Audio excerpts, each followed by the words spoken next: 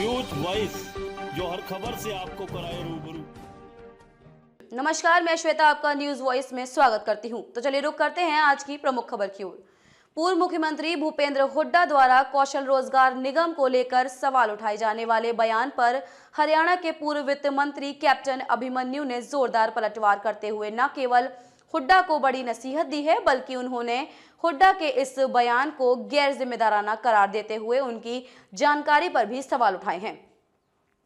भाजपा जिला अध्यक्ष प्रीतम सिंह चौहान की बेटी की शादी समारोह में शिरकत करने रेवाड़ी पहुंचे पूर्व मंत्री कैप्टन अभिमन्यु ने पत्रकारों से बातचीत में कहा है कि 10 साल सीएम रहने के बावजूद भूपेंद्र हुड्डा के पास जानकारी का अभाव है। उन्होंने कहा कि हुड्डा सरकार के कुशासन को प्रदेश की जनता अभी भूली नहीं है। पूर्व सीएम के शासनकाल में ही ठेका प्रथा का सबसे ज्यादा प्रचलन और दुरुपयोग हुआ था और हुड्डा सरकार में ही हर विभाग में ठेका प्रणाली की शुरुआत हुई थी। इतना ही नहीं, हुड्डा राज में ठेकेदार माफिया के रूप में काम कर रहे थे और यही वजह है कि भूपेंद्र हुड्डा फिर से प्रदेश में माफिया राज चाहते हैं। उन्होंने कहा कि प्रदेश की मनोहर सरकार ने कौशल रोजगार निगम बनाकर पारदर्शिता लाने का काम किया है और शासन की भाषा में चतुर्थ श्रेणी शब्द ही समाप्त हो चुका है। इसीलिए हुड्डा को कुछ भी बोलने से पहले जानकारी जुटाना चाहिए। वहीं विपक्ष को आड़े हाथ लेते हुए कैप्टन अभिमन्यु ने कहा कि प्रधानमंत्री नरेंद्र मोदी की बढ़ती लोकप्रियता विपक्ष को पच नहीं रही है। यही वजह है कि विपक्ष सिर्फ मोदी के विरोध पर ही उतारू है और इस दौर में सनातन धर्म को गाली देने की विपक्ष ने एक नई रवायत शुरू की है। हरियाणा में भाजपा की गुटबाजी पर कैप्टन अभिमन्यु ने साफ तौर पर पल्ला झाड़ दिया है। वहीं हरियाणा में लोकसभा और विधानसभा के चुनाव एक साथ कराने की सवाल पर कैप्टन अभिमन्यु ने कहा है कि हम वन नेशन वन इलेक्शन पर पक्षधर हैं, फिर भी इसका फैसला केंद्रीय नेतृत्व ही करेगा। ठीक है जी, सबसे पहले आज के बारे में बता दीजिए, जो है आज शादी समारोह में आए हैं। आज मेरे अनन्य मित्र और मेरे सुख दुख के साथी 20 वर्षों से जो हम साथ मिलकर के चल रहे हैं, हमारे रेवाड़ी जिला के माननीय जिलाध्यक्ष आदरणीय ठाकुर प्रीतम सिंह चौहान जी के परिवार में शादी समारोह में रेवाड़ी की इस पावन धरा पर आने का शुभ अवसर मिला है और आप सबसे रूबरू होने का भी मौका मिला है। मैं नव दंपत्ति को जहां अपनी बहुत बहुत मंगल आशीष और शुभ आशीष प्रस्तुत करता हूं और पूरे परिवार में इस खुशी के माहौल में बहुत बहुत बधाई और शुभकामनाएं देता हूं। प्रीतम जी का परिवार मेरा परिवार एक ही परिवार है। एक वित्त मंत्री रह चुके हैं आप, तो अभी विपक्ष बार बार जिस तरह से आरोप लगा रहा है कि कर्जे में लगातार प्रदेश डूबता जा रहा है, बेरोजगारी में नंबर 1, इस तरीके से जो देखिए, कल मैं पूर्व मुख्यमंत्री और वर्तमान नेता प्रतिपक्ष के एक प्रेस वार्ता को देख रहा था और मुझे बड़ी हैरानी हुई कि जो 10 साल मुख्यमंत्री रहने के बाद भी उनकी जानकारी कितनी कमज़ोर है। उनके शब्द जिस प्रकार से वो विषय रख रहे थे कि कॉन्ट्रैक्ट के ऊपर जो नौकरियां दी जा रही हैं, जो ठेका प्रथा है, उसके ऊपर वो आपत्ति दर्ज करा रहे थे। हरियाणा कौशल विकास निगम, उसके ऊपर वो आपत्ति दर्ज करा रहे थे। मुझे हैरानी इस बात की हुई कि आपत्ति दर्ज कराते उन्होंने कहा कि वर्तमान सरकार ने ठेका प्रणाली को बहुत आगे बढ़ा दिया है और ठेका प्रणाली गलत है, ऐसा वो कह रहे थे। तो वो 10 साल मुख्यमंत्री रहते हुए वो भूल गए कि हरियाणा प्रदेश के अंदर ठेका प्रणाली का सबसे ज़्यादा प्रचलन और दुरुपयोग उनके शासनकाल में हुआ था।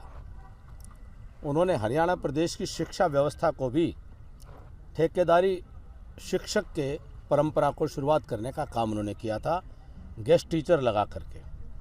गेस्ट टीचर्स के ऊपर जिस प्रकार के जुल्म ढाए गए थे, लाठियां भांजी गई थी, उनके घर पर रोहतक के अंदर भी गेस्ट टीचर के ऊपर इतने जुल्म हुए कि वो महीनों तक वो आंदोलनरत रहे और एक बेटी को तो अपनी जान भी गंवानी पड़ी थी। ऐसे में जिन्होंने स्वयं इस गेस्ट टीचर की परंपरा को शुरू किया और बहुत सारी अनियमितताओं को, बेकायदगियों को उन्होंने हरियाणा की शासन संस्कृति में शुरुआत की। कौन भूल सकता है कि विधायकों को कोटा दे दे करके वो नहरी विभाग में बेलदार लगाया करते थे। कौन भूल सकता है कि उनकी सरकार में विधायकों को कोटा दे दे करके वो बिजली के ठेके पर कर्मचारी लगाया करते थे। उन्होंने तो पुलिस विभाग के अंदर भी ठेका प्रणाली की शुरुआत की थी और उनकी ठेका प्रणाली में न तो कोई नीति थी, उनको पॉलिसी क्लियर नहीं थी। आउटसोर्सिंग पार्ट 1 में लगाना है, आउटसोर्सिंग पार्ट 2 में लगाना है, कोई मर्यादा नहीं थी। और जिसके कारण से श्रीमान मनोहर लाल जी के नेतृत्व में 2014 से जब भारतीय जनता पार्टी की सरकार आई, कितने ही मुकदमे कोर्टों के अंदर चल रहे थे उन बेकायदगियों के चलते हुए, चाहे वो गेस्ट टीचर्स का मामला हो, आशा वर्कर्स का मामला हो, आंगनवाड़ी वर्कर्स का मामला हो, वह रोडवेज़ के अंदर एम्प्लॉयमेंट का मामला हो, वह पुलिस के अंदर कॉन्ट्रैक्ट एम्प्लॉयमेंट का मामला हो, और चाहे जैसे मैंने कहा कि बेलदार्स और यहाँ तक कि बिजली विभाग के अंदर भी हर विभाग में डीसी रेट की प्रथा उन्होंने शुरू की थी। कोई पॉलिसी के अभाव में कोर्ट के आदेश से कि पॉलिसी स्पष्ट होनी चाहिए, और यहाँ तक कि सुप्रीम कोर्ट तक का भी निर्णय बाद में आया कि ये सरकार जो कांग्रेस सरकार की तत्कालीन उनके नेतृत्व की सरकार थी, उस सरकार में कोई नियमावली नहीं है, आप उसकी नियमावली बनाइए। और उसको पारदर्शिता लाने का काम मनोहर लाल जी ने किया है, उनको बहुत बहुत साधुवाद है। आज पूरी पॉलिसी क्लियर है। और जहाँ एक और हुड्डा सरकार में ठेकेदार पनपे थे, जो ठेकेदार अपने आप में एक बहुत बड़ा एक माफिया बन गया था नौकरियों का, जो ठेका प्रणाली पर सरकारी नौकरियां दी जा रही थी, उस माफिया को समाप्त करके हरियाणा सरकार के अधीन एक हरियाणा कौशल विकास निगम की स्थापना करके उसमें पारदर्शिता लाने का काम किया है। इसके लिए बधाई दी जानी चाहिए। या वो फिर से चाहते हैं कि फिर से वो ठेकेदारी माफिया खड़ा हो, स्वास्थ्य विभाग हो, कोई विभाग हो, वो भूल गए। उनकी शब्दावली में भी मुझे हैरानी हुई कि 10 साल मुख्यमंत्री रहने के बाद भी आदमी गैर जिम्मेदाराना शब्द प्रयोग करे। उन्होंने कहा क्लास 4। बहुत पहले ये शब्द शासन की भाषा से समाप्त हो चुका है, अब ग्रुप डी के कर्मचारी कहते हैं। मुझे हैरानी है कि 10 साल मुख्यमंत्री रह करके उन्होंने क्या सीखा। वो यही नहीं जान पाए कि वो क्लास 4 नहीं है, वो ग्रुप डी के कर्मचारी हैं। और अगर आज वो किसी चीज़ को गलत मानते हैं तो पहले अपनी सरकार के, उनकी सरकार के समय में जो उन्होंने बेकायदगियाँ की थी, अनियमितताएँ की थी, उसके लिए माफ़ी मांगे। रोज़गार जो उन्होंने गलत तरीके से दे रहे थे, आज पारदर्शी तरीके से दिया जा रहा है। उसके अंदर कोई कमी हो लगती है तो बताएं, बजाय कि सीधे ऐसे ही अनर्गल और झूठे और मिथ्या बात करने के। तो मैं मानता हूं कि बहुत पारदर्शी तरीके से आज के दिन हरियाणा प्रदेश में शासन में बिना पर्ची के रोजगार दिया जा रहा है। यहाँ हरियाणा में भाजपा के और सरकार के समर्थित विधायकों को तो, उनके कार्यकर्ताओं को तो इस बात का मलाल रहता है कि हमारे कहने से नौकरियां नहीं दी जा रही हैं, और वो फिर से नौकरियों की बंदरबाट की संस्कृति हरियाणा में लाना चाहते हैं। कैप्टन साहब, दिल्ली से विधायक आम आदमी पार्टी के और यहाँ पर हरियाणा में बयान देते हैं कि मंदिरों में नहीं जाना चाहिए, अपमान होता है हिंदुओं का। देखिए, जो आज देश में एक राजनीति में एक धारा चल पड़ी है कि भारत के लोकप्रिय प्रधानमंत्री श्रीमान नरेंद्र भाई मोदी जी, जो पूरी दुनिया में सर्वाधिक लोकप्रिय जननेता बने हैं, उनके नेतृत्व में जब देश आगे बढ़ रहा है तो विपक्ष को पच नहीं रहा है, और विपक्ष किसी भी तरीके से विरोध करने का चाहता है। वह मोदी जी की नीतियों का, कार्यक्रमों का, गरीब के हक में जो काम हो रहे हैं उसका विरोध नहीं कर सकता। देश आगे बढ़ रहा है, अर्थव्यवस्था मजबूत हो रही है, उसका विरोध नहीं कर पाता। अंतर्राष्ट्रीय स्तर पर देश मजबूत हो रहा है, उसका विरोध नहीं कर पाता। अब उनका विरोध वैचारिक और कोई नीति कार्यक्रमों का विरोध ना हो करके मोदी जी का विरोध बन चुका है। और मोदी जी का विरोध करते करते वो देश की संस्कृति का विरोध करने चल पड़े हैं। देश के सनातन को, जो सनातन संस्कृति को गाली देने की एक नई विपक्ष ने रवायत शुरू की है कि कांग्रेस के लोग वह सनातन को एक बीमारी बता रहे हैं। कांग्रेस के राष्ट्रीय अध्यक्ष वह और उनके पुत्र भी सनातन को गाली दे रहे हैं।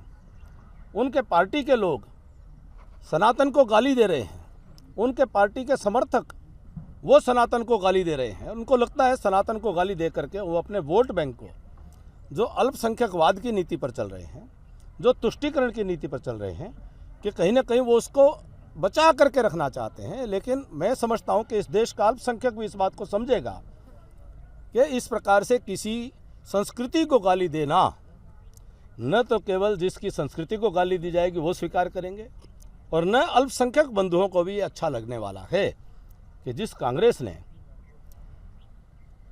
भगवान राम की अस्तित्व को और रामायण को काल्पनिक बता दिया, लेकिन चुनाव आते हैं तो मंदिर के अंदर वो साष्टांग प्रणाम करते हुए दिखाई देते हैं, तिलक लगाए हुए दिखाई देते हैं, तो उनकी कलई खुल चुकी है। तो जो कांग्रेस या तथाकथित घमंडिया अलायंस, वह मोदी जी का विरोध करने का उनको अधिकार है, लेकिन मोदी जी का विरोध करते करते देश और देश की संस्कृति का अपमान करेंगे, तो राजस्थान, मध्य प्रदेश और छत्तीसगढ़ की जनता ने जो सबक सिखाया है, आने वाले समय में हिंदुस्तान की जनता ये सबक सिखाने का काम उनको करेगी। वो कॉमेडी हत्याकांड, राजनीतिक हस्तक्षेप सामने आ रहे हैं, जिस तरीके गहलोत का नाम भी सामने आया। किसका? गहलोत, अशोक गहलोत का नाम सामने आया वो कॉमेडी हत्याकांड के अंदर। देखिए, बहुत ही दुर्भाग्यपूर्ण है, निंदनीय है। इसकी जितनी भर्त्सना की जाए उतना कम है।